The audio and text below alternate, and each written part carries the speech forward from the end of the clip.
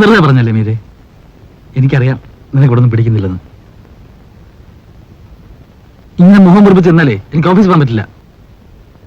ഞാൻ വേണം പോകുന്നില്ലെന്ന് വെച്ചേക്കാം. എന്നെ കരുതി ആരും പോകാതിരിക്കണ്ട. എന്താ മീരെ, നിനക്കെന്നെ തീരെ മനസ്സിലാകാത്ത പോലെ.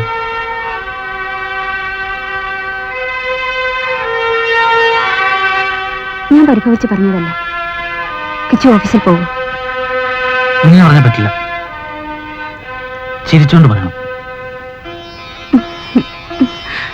ശരി, എന്റെ മോൻ ഓഫീസിൽ പോയി കൃത്യമായി ജോലി ചെയ്ത് ലേറ്റ് ആകാതെ തിരിച്ചു വന്നാ മതി.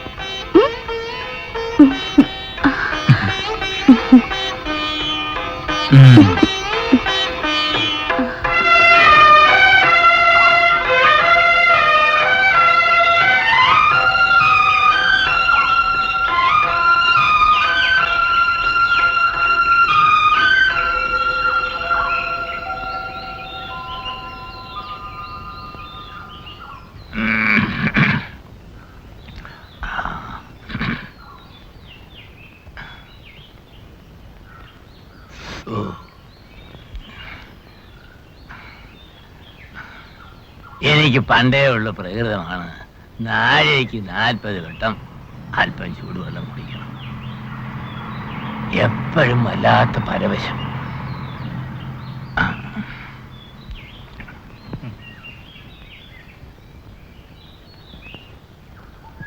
വിരുന്നുകാരോ വരുന്നല്ലോ.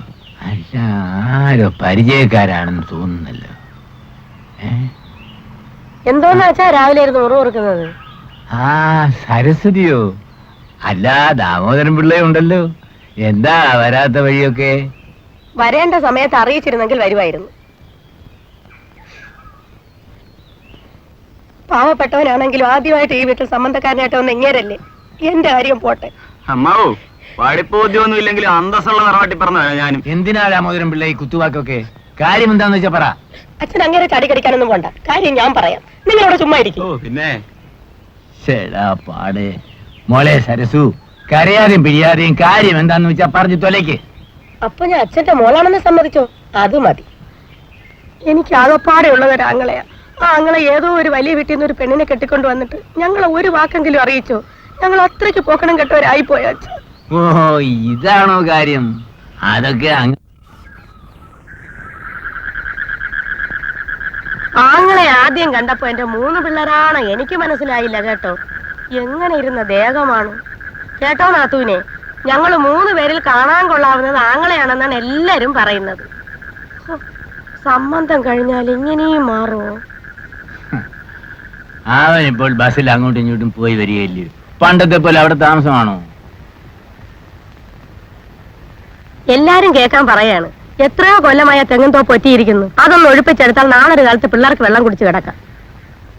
2000 രൂപയും പലിശയും കൊടുത്താൽ മതി. ഇപ്പോഴത്തെ കാലത്ത് ഒറ്റയും പാട്ടവും കൊടുത്തിട്ട് മനസ്സമാധാനത്തോടെ വീട്ടിൽ കിടന്ന് ഉറങ്ങാൻ പറ്റുമോ? നീ എന്തിനാടി ഈ പഴംപുരാണമൊക്കെ പറയുന്നേ? അച്ഛനോട് ഞാൻ എത്ര തവണ പറഞ്ഞു നോക്കി. കേട്ട ഭാവം വേണമല്ലോ.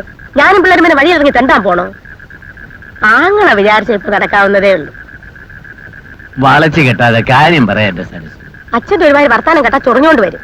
ഞാൻ ആങ്ങളോടാണ് പറയുന്നത്. അച്ഛൻ ഇതിലിടപെടണ്ട കേട്ടോ നാത്തൂനെ.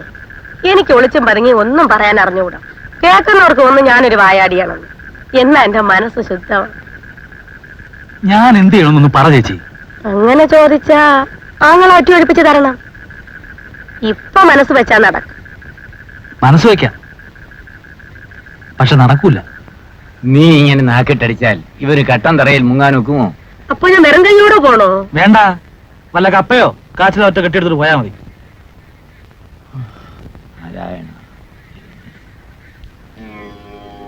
ഇപ്പോ എന്റെ വീടിന്റെ ഒരു ചിത്രം മീരയ്ക്ക് മനസ്സിലായി കാണും ഇല്ലേ?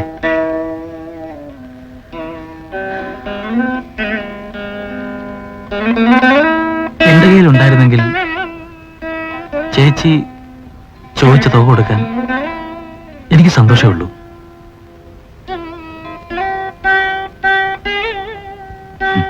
മീരയ്ക്ക് ഇതൊന്നും മനസ്സിലാവില്ല. ഇല്ലായ്മ എന്തെന്നറിയാതെ.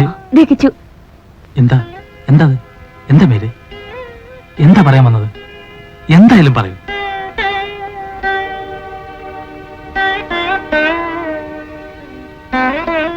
ഒന്നുമില്ല കിച്ചു.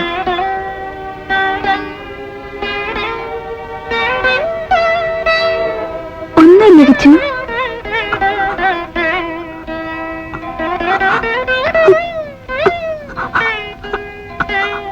ഒന്നുമില്ല കിച്ചു.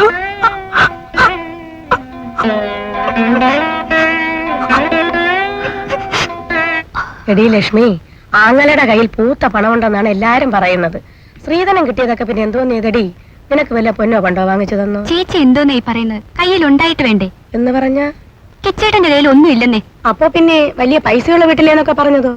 അതൊന്നും എനിക്കറിഞ്ഞൂടാ. എവിടുന്നായാലും നല്ല തങ്കം പോലത്തെ പ്രകൃതമാ. നീ കുറെ കണ്ടിട്ടുണ്ട്. കിന്നേരം പറയാൻ കിടന്ന് ഉറങ്ങാൻ നോക്കുവന്നെ. വീട്ടിലിപ്പൊ എന്തൊരു പാടാ എന്തോ. എന്തരായാലും പിള്ളേരെയും തന്തേരെയും ചൂട് പറ്റി കിടക്കുന്നതിന്റെ സുഖം ഒന്ന് വേറെ തന്നെ. ചേച്ചി എല്ലാം പോട്ടെ, കാലത്തും വൈകിട്ട് ഈ ബസ്സിനകത്ത് കയറി പറ്റുന്ന കാര്യം ഓർക്കുമ്പോഴാ. താൻ കൺട്രാക്ടറോട് പറയണം, മരുമോനെ ഒരു ശകടം വിട്ടുതരാം. വെറുതെ ഇടം തുരുമ്പെടുക്കല്ലേ. തമാശ കാരണ ഒറ്റയ്ക്കായിരുന്നപ്പോ ഒരു കുഴപ്പമില്ലായിരുന്നു. ഇപ്പൊ പ്രശ്നം, എല്ലാം പ്രശ്നം. പെണ്ണ് കെട്ടിയോ ഏത് പൊണ്ണ തടിയനും. ലൈബ്രറിയിൽ ഒന്ന് കേറിയ കാലം മറന്നു. കാര്യങ്ങൾ ഇങ്ങനെയൊക്കെ ആണെങ്കിലും കലാപരിപാടികൾ മുറക്കി നടക്കുന്നുണ്ടല്ലോ. അല്ലേ? ബാക്കിയുള്ള കിടന്ന് പഠിക്കുമ്പോഴാണ് അവന്റെ ഒരു തമാശ. അല്ല ആയടെ വണ്ടി വണ്ടി.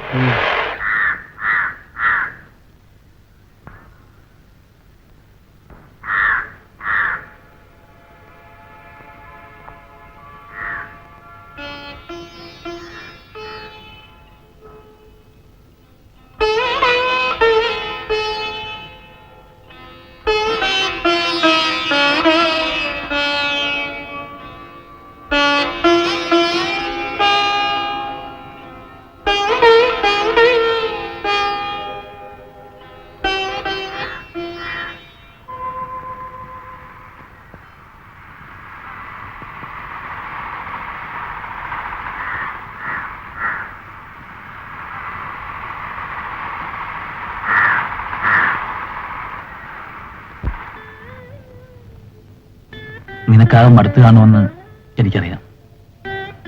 എന്നെ പോലെ ജീവിച്ച ഒരു പെണ്ണിന് ഇവിടെ ഇഷ്ടപ്പെട്ടെങ്കിലേ അത്ഭുതമുള്ളൂ. പക്ഷെ നമ്മുടെ ചുറ്റുപാട് ആലോചിക്കണ്ടേ? ഉടനെ വേണമെന്നല്ല, എന്നാലും നമുക്കൊരു വീട് വേണ്ടേ? ഞാനും എന്റെ കിച്ചും മാത്രമുള്ളൊരു വീട്.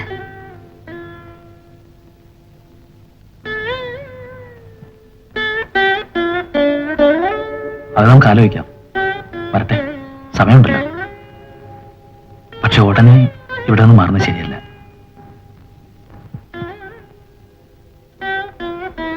ഏയ്, അപ്പോഴും പിണങ്ങിയോ? നാളെ ഞാൻ ലീവ് എടുക്കാം. ഇന്ന് ടൗണിലേക്ക് ഒന്ന് കറങ്ങി സ്റ്റൈലും സിനിമയൊക്കെ കണ്ട് എക്സിബിഷൻ ഹാളിലേക്ക് ഒന്ന് കയറി ഹാപ്പി ആയിട്ട്